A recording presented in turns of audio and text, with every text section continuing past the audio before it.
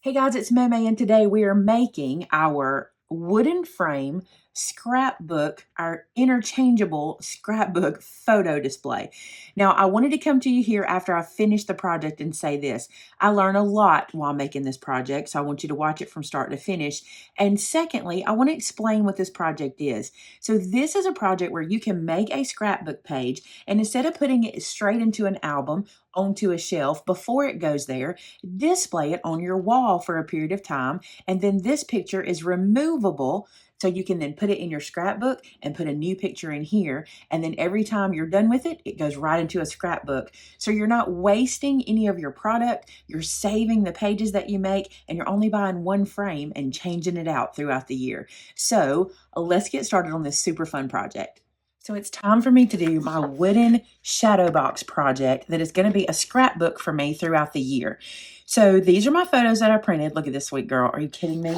Love it. This is the shadow box I'm going to use. Now let me show you on the other side. So we have these in store for you. They're called unfinished wood wall panels, and you're supposed to decorate this side and have this lip, you know, like a box canvas kind of thing. But I don't want to do that. I want to do something different. Ooh, that was loud. Sorry. I will edit that out. But here's what I'm going to do. Oh, it smells delicious. It smells like, you know, it should, would. I'm going to decorate the inside. That seriously smells delicious. Okay, so I'm going to decorate the inside of it. And the first thing I want to show you is how, the size of the inside. So I'm going to take my ruler and I'm going to lay this right to one side. Oh, perfect. 10 inches this way. I want to make sure it's 10 inches both ways. It's 10 1/8 the other way. That's going to matter for me because I am going to be putting a piece of scrapbook paper in here that I'm going to decorate. I just want to know my dimensions. Now, before I do anything, I'm going to treat this, but I'm going to do it in a way I have always done. I'm going to do it with some distress ink. You could paint it. You could distress it. You could chalk paint it, whatever you want to do. I'm just going to take my plain old distress ink, my vintage photo distress ink, and I am just going to rub around the edges. I just think this is pretty. And because I'm going to be using this as a piece that I use all year, look, it looks like I'm staining it. Isn't it gorgeous? Because it's going to be a piece I'm going to use all year for all different subjects and temperatures or seasons or what have you, I don't want to choose a color. I want it to be neutral. That's why I'm just doing this little staining technique that I have done 1,000 times. This way, everything I put inside is neutral enough. So if I'm doing a winter scene or a summer scene, it'll all match. I'm not going to finish this inside. I could finish it, but I kind of like how this is making like a highlight in there. Do you see that? It'll kind of like pop on the wall. I think I am going to run around and do the edges.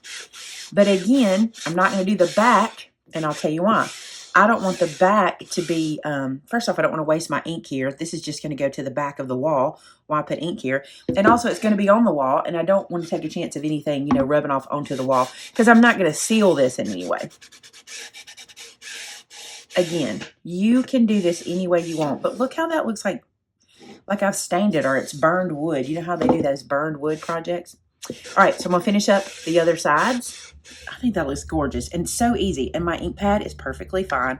I have used this ink pad for years, this very same one. So that dude is fine. Now to wash my hands. The paper pack I'm going to draw from is a Christmas pack called The Story of Christmas by Lori Whitlock. I think these stickers are so cute.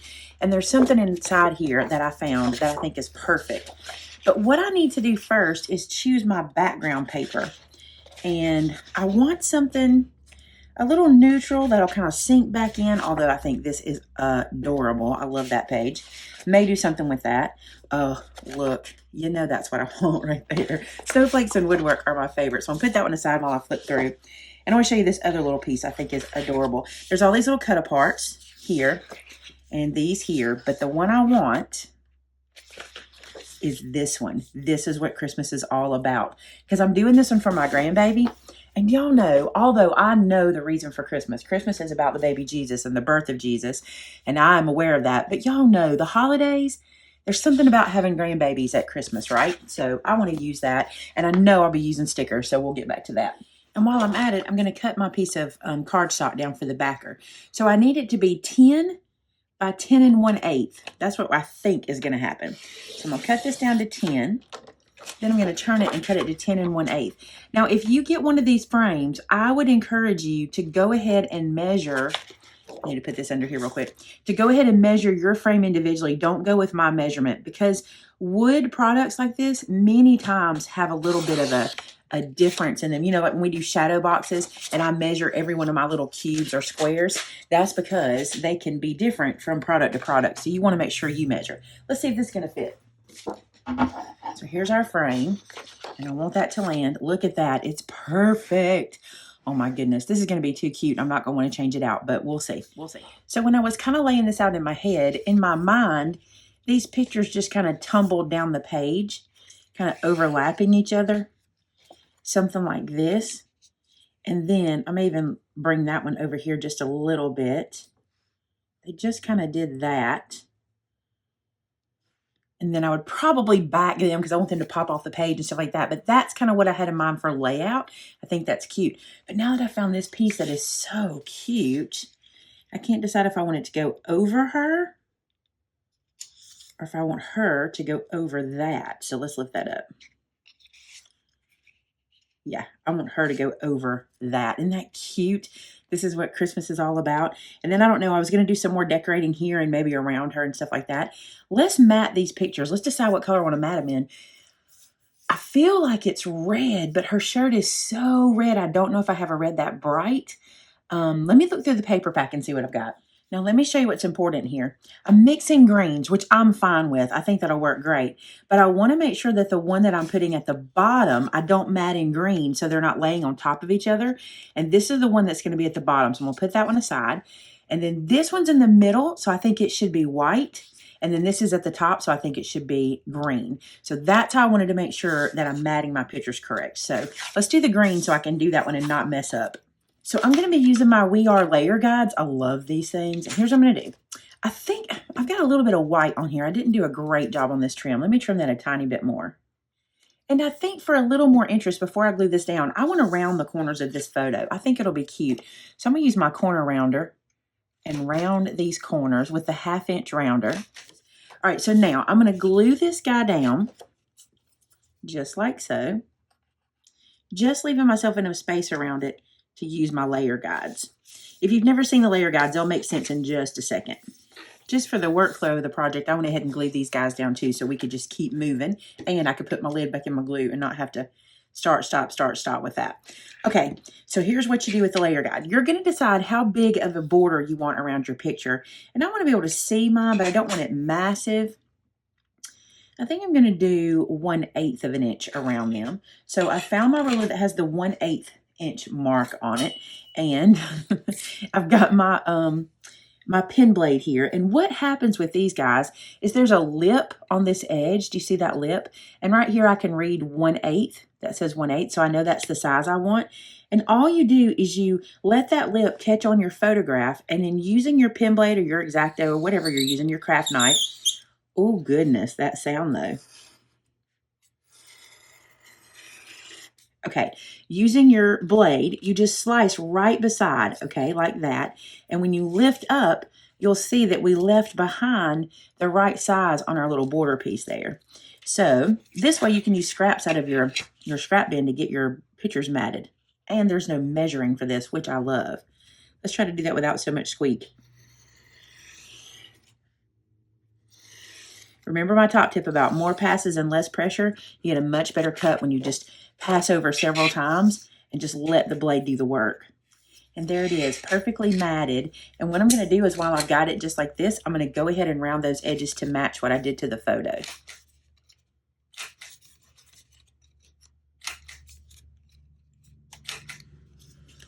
All right, there's one. Let's go do all the others. So I've decided to bring up my scrapping easel. This is the easel I used in my live show the other day. You see it has a little stand on it.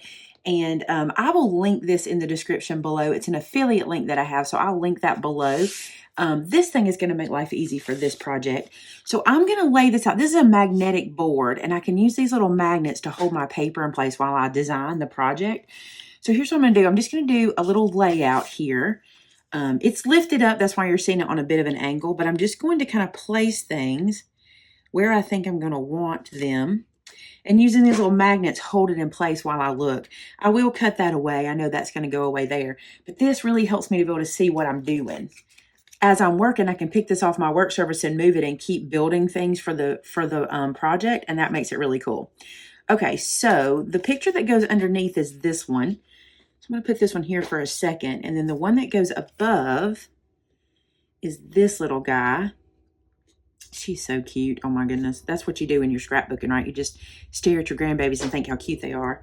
Okay, and then this one was going to go down here. And maybe I had that one on an angle. Let's look. All right, got them in here. So let's start playing. This is what I really like about this little scrapping easel. I'm going to move that magnet over and come this way with that photo. And I think I'm going to bring this photo over even more. And see how using this easel, I can see my project before I'm having to glue anything down. It's so cool. Okay, so is this what I want to do? Now, do I want to run some things behind there? Let me look. So I went to the little stripe page. You know, the page that has all the little strips on it where we got this one from. And I cut the strips apart and then cut them into 6-inch pieces. And my plan or my thought was, how cute would this be if I took these pieces? I've laid them here to see size to make sure it would work. But how cute would it be if I took these pieces and I ribbon-tailed the ends of them? So I'm just going to come to this one. I'm just going to snip and make a ribbon out of it. So snip in the middle and then cut from corner to middle. So, and then corner to middle like so.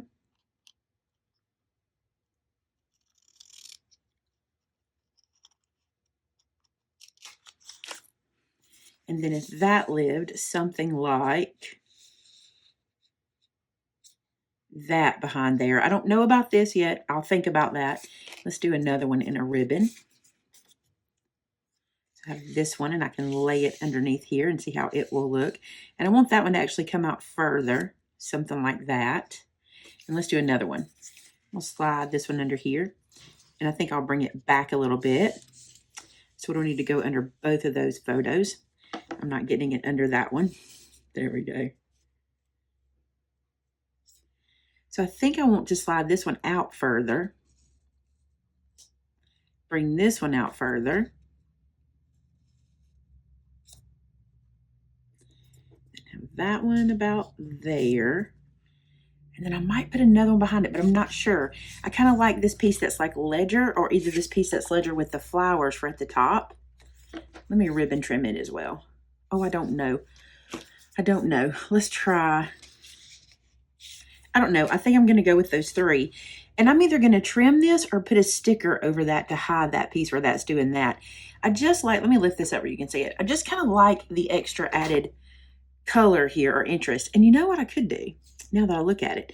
Instead of laying them side by side, I think I'm going to overlap them on each other and bring them down a little bit. Since I'm not covering the whole back of the photos, I think that might be cute too to do it like that, just to give me some color. So I like those like that. I'm going to put a magnet here to hold those in place so I can keep moving. And like I said, I can find something to put there. Now, these are the stickers, and I think they're so cute. And I just have to decide which ones I want to use. I love the tree. And for the stickers, I'm just going to kind of look. That tree is really cute right there. Here's what I'm going to do. I'm going to touch the bottom and just leave it lifted like that. The snowman is so cute, who might need to live next to that tree. This is where things go quick. Stickers will dress this up so fast. And then this little reindeer, I think, is absolutely adorable for somewhere like here, looking at her, right? So I think I'm going to adhere all of this down and then come back and add some little stickers on the corners of the pictures. So where I need to start is gluing these pieces down. One thing you can do if you don't want to work like I am, you don't want to be so tedious with it, you can take a photo of it. Once you've got your scrapbook page all laid out the way you want it, snap a photo of it, and then you can just place everything back where you have it. And that's a good way to do it too. That's how I saw people at the crop I was at recently, or our Craftercropolis crop where I found this board. That's what I saw them doing. The other thing is, I don't really want these pieces to be glued flat down. I want some movement from them. So I'm okay with those edges being lifted up. So those pieces are down. I'm good. All right.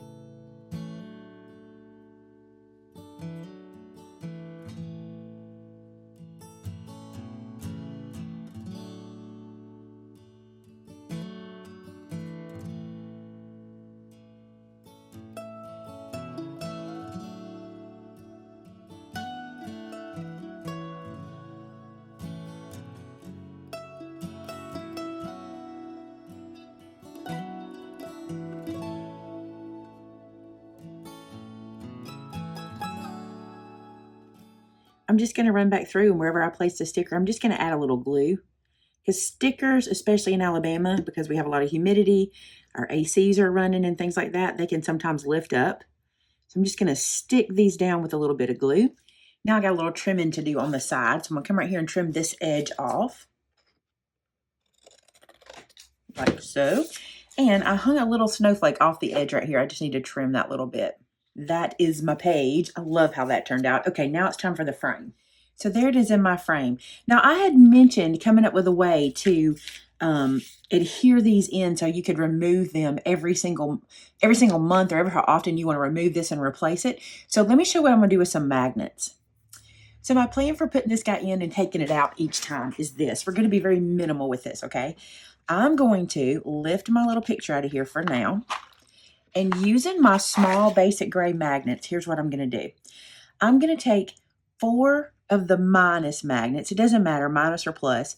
But I'm going to take 4 of these minus magnets, and I'm going to put them in the corners on the inside of this frame. Okay, so they're already adhesive on the back, but I'm going to add a little glue just to keep it in place. So a dot of glue there, and then I'm just going to put it into the corners. It can be far up in the corner. It can be in a little bit. It doesn't matter. I think I'll go all the way into the corner just because I'll know where they are on the other side. So I'm going to do that all 4 corners here. So I got my magnets in the 4 corners, and then what I want to do is I'm going to use these guys on top of there after I put the page down. But this is what you need to decide. Do you want to color these? Do you want to leave them silver? What have you? I'm going to color mine with Sharpie marker. Let me show you that. So I'm removing the adhesive from the back side of it because I won't need that for how I'm going to use these. Now this may be too fiddly for you guys. You may not want to keep up with these tiny 4 magnets every time you change this out. But considering I'm only going to change it like once a month or maybe even less, I think you'd be okay to use these little fiddly magnets as this in this way. Now that I've cleaned the adhesive off, I'm just going to take a Sharpie and color these guys black, which is not necessary. I just thought if you didn't want them to be silver, this is an idea. So I'm just going to color these guys, and then we're going to put our page into our frame. Okay, so I got my frame, I got my magnets, I got my page. So now, with my magnets drying there, I'm going to drop this in. Now, I want to caution you, if you are doing this with your children or grandchildren, be careful with the magnet situation. You might want to find a different way because these are very tiny, okay? So now what I'm going to do is I'm going to pick this up with my pokey tool. I'm going to bring it over here, and I'm going to let it drop into place.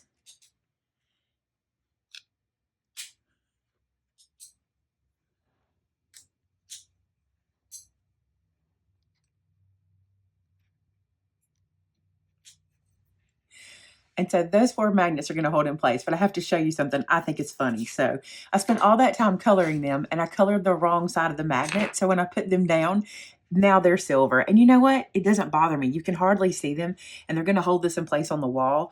And so just ignore the coloring them black part. That's hilarious since that did that to me. That's so funny. I never even thought about that there would be a side that would work and wouldn't. I just assumed both sides would.